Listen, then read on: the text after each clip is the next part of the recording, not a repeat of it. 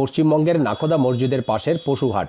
দুইটি উন্নত জাতের ছাগল নিয়ে বিক্রির উদ্দেশ্যে এসেছেন স্থানীয় খামারি আসলাম। এক একটি খাসির দাম হাঁকিয়েছেন 60,000 রুপি। গরু বন্ধ হয়েছে, আমাদের এতে উপরে চাপ হয়েছে। গরু বন্ধ হয়ে যাওয়ার কারণে দামটা এতে চাপ পড়েছে আমাদের, কি করতে পারি আমরা। আসলামের মতো রাজ্যের বিভিন্ন প্রান্ত থেকে পশু ব্যবসায়ীরা ভিড় করেছেন এখানে। দাম একটু বেশি পাওয়ার প্রত্যাশায় অপেক্ষা করছেন জুৎসই ক্রেতার। बाजार तो सही है, ठीक ठाक है बाजार, मीडियम है, ये हल्का भी नहीं है वो भारी भी नहीं है, मीडियम है। हम लोग यहाँ लेके आ रहे हैं, जान जोखिम में डाल के लेके आ रहे हैं बकरा। पुलिस का खर्चा, सब खर्चा देखना पड़ता है।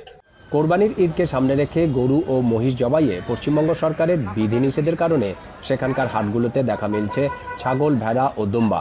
যদিও গেল বছরের চেয়ে এর সংখ্যা তুলনামূলকভাবে কম, তাই পশুর বেশি দাম চাইছেন বলে অভিযোগ বিক্রেতাদের।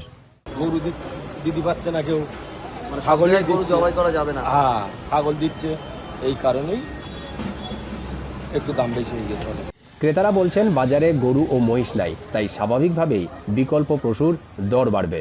गाय के ऊपर में आफत आया, ये लोग तो दाम इतना बढ़ा रहे हैं कि मिडिल क्लास आदमी का तो कुर्बानी करने का मतलब बस के बाहर है। ছিল 20,000 টাকা, 40,000, 50,000 বলছে, অনেক দাম হচ্ছে।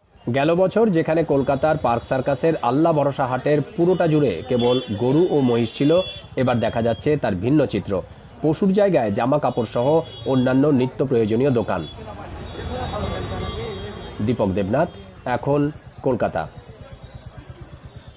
Lily premium gold soap 24 carat gold এনে দেয় রিয়েল গোল্ডেন গ্লো।